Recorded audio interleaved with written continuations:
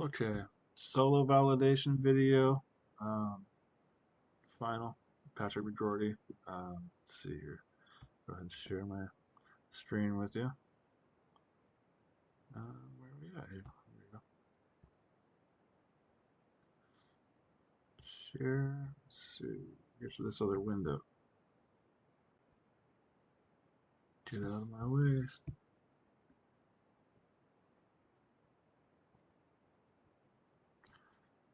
All right. Apologize. So here we go. Number 2. Okay, number 2, we are evaluating graph of f of x, which is up here. Let me stop this. I'm going to start over.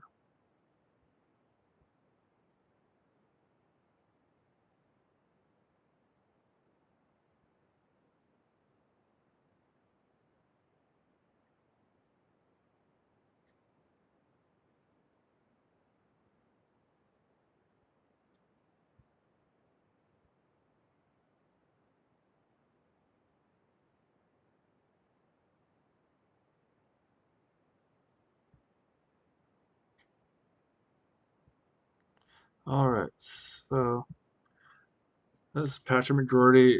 This is my validation solo video. Let's start with number 2 here. We are evaluating the graph of f of x um, for a limit as it approaches 2 from either side. Uh, so as we approach from our negative side here, coming from the negative direction, and we see that our piece of our graph here just nosedives towards negative infinity here without actually touching 2. So we get a limit here at 2 from the negative side, from the left side, dropping to negative infinity. As we approach it, excuse me, as we approach it from the right side, the positive direction, we see our graph coming up and actually, coming up and having a value of 2 here. So, I mean, not of 2, but at 2. And our value is 3. So even if it wasn't here, we're still approaching 3. So even if this was a true asymptote, we are still approaching the value of 3 here at 2 from the positive direction. Okay, so that's how these two pieces look as they approach 2 from different directions. Number 10. Number 10. Okay, so I had actually missed this one on the test. I didn't see this area over here, or I glossed over it without actually comprehending it. So I did draw it up here for this video. Let's see here. So if we're looking at the graph here, I'm not even sure. I mean, I could have included it because I left page 8 blank, but I did hit my limit on pages that I was able to scan. So we see our graph of f of x here in red, our t to the third times e to the negative t to the second, which is our blue graph here. I mean, it's our red graph here, excuse me. I've circled in blue where our behavior here shows that we're approaching 0 as stated in one of the earlier problems in this section. And then we got our g of x here, which is x minus natural log of x. And as we see here, once we hit this minimum, we essentially just take off into to infinity there. So that's how, there's our 0 here as I stated from the f of x. And then we're heading to infinity, which we got 8. So for 10, that's it. Here's our 2 graphs labeled, axes labeled, head here, t. So, and then circled where the behavior is, where we're seeing the behavior that we found in the equations. Okay. So, yeah, I do apologize for skimming over that part there. I thought, whatever. All right, number 13 here. So, as we talked about in the other video, we are trying to find a basic form integral here, which is something that's more simple that we can integrate uh, without having this complex value here included in it. So we can just take that out, substitute in an easier value, and then we can replace it when we go back and do our final evaluation. Same as we did essentially with the chain rule when we did our derivatives. So the form that we were looking for is to make it easier into a basic form that's more easily solvable. As I said in the other video, we discussed number 14 here. Right, we discussed one of them. Anyways, it was the same verbiage. That again, I wasn't sure, but the idea is we need something more easily solvable um, to do our integration with, to be able to undo these more complex derivatives, um, the offset operation. So there's not much to 13 there. Or that I know the term's basic, but again, the verbiage for easily solvable may not be what you were looking for, but hopefully the idea is there. So item 20. All right, so we'll jump forward and then back. So work for all integration. So we finally compiled the answers that we had gotten in the rest of the section where in 19 we had just talked about how we just found this part. The UV portion was separate. This is just the integral of v du with dx subbed in for du. And then we ended up with that. And then when we added in, we got this for our integral portion. Then when we added back in our uv here values, then which is uv here, I put them centered because I don't like writing the negatives up front.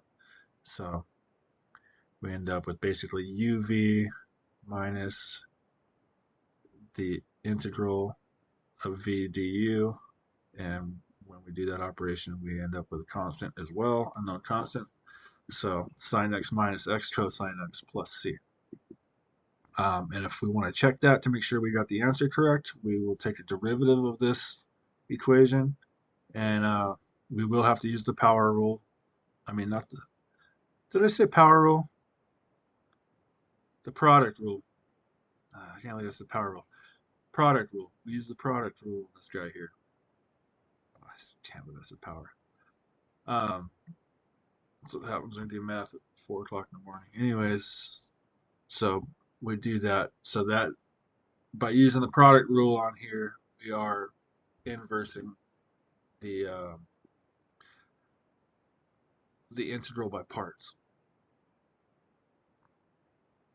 Inversing the product rule. Okay. So that's 2 strikes on this video. So 15. 15 is the explanation of um, the difference between how we evaluated the integrals in this top section and this second section. Although they're very similar functions, as you can see, all that's really different is that this part here is squared, but it makes it a lot more complicated.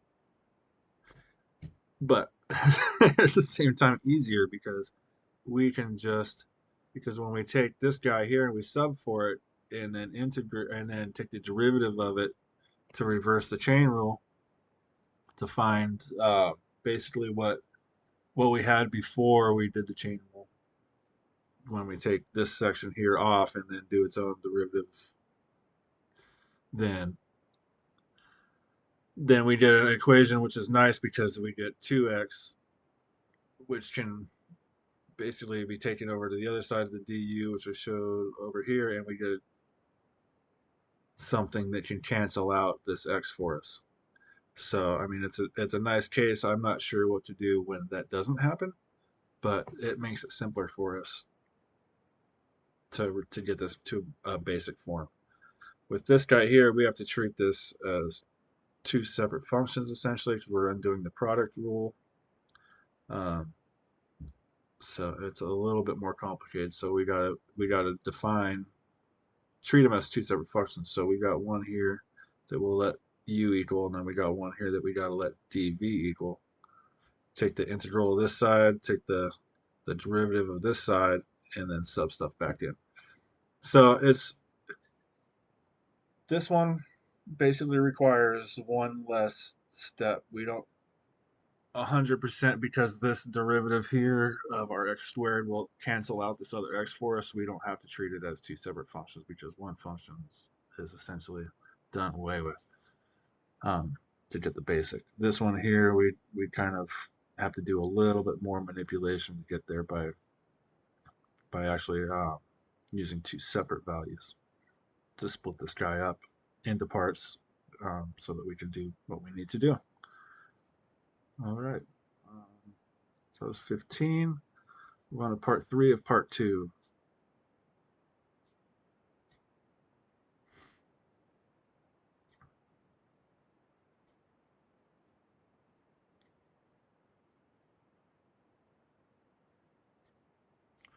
Oh, dang, I gotta go back and do the rest of that video. This is part 2 of item 1. Oh boy. All right.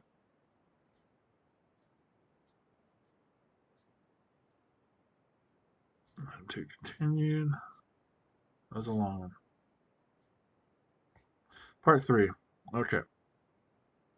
So part 3 here, we will be finding the midpoint of 6 rectangles of this 24 period. So we got to find our difference in t, basically the width of our rectangles. We're going to take this entire interval that we're asked to look for from 0 to 24 and subtract those, then divide them by the number of rectangles we need, which is 4. So to find the first midpoint, we're going to split that in half to find the middle of the rectangle, which we get 2 here, and then basically add the um, change in t, to which is 4, to find each subsequent midpoint. Then we can sketch our rectangles off of the graph, estimate their value, and so here we're going to add them all together, multiply them by the change in t, the width, to get the area of each individual rectangle, and then we sum them all together. And so with that, we estimate we got about 73,500 bees after about 24 weeks. So what else are we asking here? So what that finds us is essentially the area between this graph and the x-axis. What else did you ask here?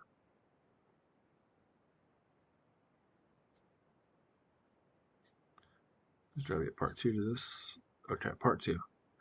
So now we're going to complete a table representation of the bees. Okay, so went into Desmos, created a table with these data points that I found here. So I'm entering in the table with at 2, 6, 10, 14, 18, 22, these values where they land here. And then in Desmos, I'm kind of just experimenting, trying to find a curve that will fit as best possible. I'm looking at the R value, R squared value that's at 1 is a perfect match to the curve. And so I'm trying to add exponential terms to it until I find a curve that fits pretty good. So where that ended up taking me was starting it with an odd function at the 5th power. So 5th, 4th, 3rd, 2nd, and got a pretty good fit, about 90 something percent, 99%. So I went with that, even though it's probably more complicated than we're looking for. So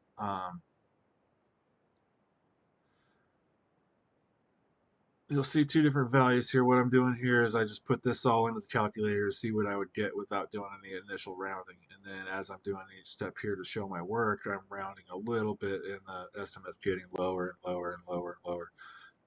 Once I get everything simplified, I'm running the fundamental theorem of calculus 2 on it at 0 and 24, which is And that gives us all this nice values for 24, but then 0 just can't, since everything has a t term with it, then it just, everything's going to be 0. So we just do our evaluation, and came out pretty close to our estimate, our original estimate, which, when we put it all in the calculator, 83 and a half versus 79. It's not too far off. So that's where we got there, which I stated here. It is an underestimate due to rounding off digits in each step of this process here. This just explains why we got further away from this 83,451 number. All right. I believe that's that for that. Let's see. My favorite apply exercise for the semester. Um, I don't have that ready to pull up, but I do remember it was a derivative chart, a derivative graph of, um, identify the order in which the graphs are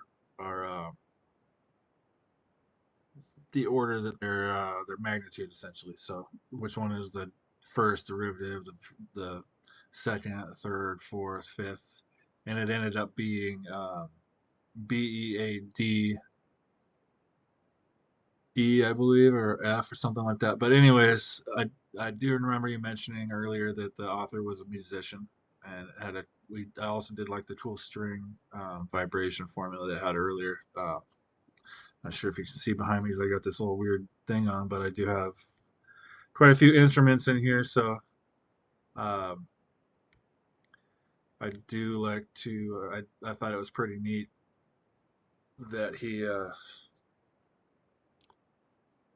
I feel like he purposely ordered the answers to go around the circle of fifths of the musical, like, keys, musical keys. So there's like, it starts with B, well, actually starts with F, but the pattern that they usually go is BEAD FCG, and you can tell he ordered everything to mimic that, to mirror that, to probably as an inside to see if anybody would notice, or just to entertain himself. So I noticed, and I thought it was pretty neat. Yeah, so that was probably my favorite exercise. What part of my practice has impacted my learning and altitude attitude? Um, just putting in the work. It did. It took a lot of hours to figure some things out before I came to some realizations, and then once you get there, it's kind of like, well, why did it take that long? Why was it that hard for me to figure out the concepts? Concepts themselves, explained well, are simple. Um, doing them mathematically on paper and making sense of it and trying to explain some motion in the universe mathematically is difficult, especially related rates. I had a hard time with, but I can see their practical use is very important. And um, just the work, I figured out once I got a realization, I just kept hammering on it until it just all made sense to me. And honestly, it was a lot of mornings when I woke up and my brain, I couldn't sleep because my brain is going e to the fourth power equals whatever. But it all seemed to sink in, and conceptually, I feel like I've made sense of it, and that was just all through, like, just time, just constantly considering, what does this actually mean, what is it actually doing, versus how do I just follow this formula and these steps to come up to an answer. So I I enjoy this calculus because it is how math explains the motion of the universe. Everything up until now is just evaluating things standing still. So that's what I really dug about it. So um, part of the instructor has impacted your learning and attitude of calculus the most. Um, just the resources. I mean, I didn't use a lot of the resources that I had that you made available to us, but I was still thankful that they were there, and it helped confidence in it, knowing that if I got desperate and I needed it, that it was there. Um, just yeah, just your reactiveness, just the way that you were replied right away if I ever had an issue. Your understanding, I could tell that you were keeping track of everybody's progress. And any time that I was like, "Oh my God, I don't think I have enough time to do all this," and I'm stressed out, I'm staying up till 5 o'clock in the morning working on stuff, I'd get a text and say, or the notification saying that a due date was moved or something like that. And I really felt like you had your finger on where everybody was at in this class, almost psychically. And really helped. It really helped get through. There was a point there where after the first midterm incident where I had the computer problem and it went in late, I was like, I can't put in these hours, and I almost wish that she would have just said sorry. But at this point, you know, I'm really glad that you were understanding about that, and I'm not so intimidated as I was when I first got done with chapter one, and I'm looking at chapter six, going like, there is no way this chapter is so hard. There is no way that I'm going to make it to this far. But the explanations in the videos were great. Um, really helped understand everything. So yeah, best best instructor I've had to date in a core math class kind of way, like a core education class kind of way. I've had some recording teachers that were awesome too, but as far as traditional education goes, this by far, by far best experience. So yeah, it makes me want to, even though Calculus 2 is intimidating to me still, and I've read that it's like the most difficult math class out of, makes like Calc 3 seem easy by comparison and stuff. I'm still encouraged to want to take it because of this because I feel I can do it, because you've made me feel like I can do it. So um, thank you, and enjoyed the semester, and enjoy your time off. Bye. Thanks.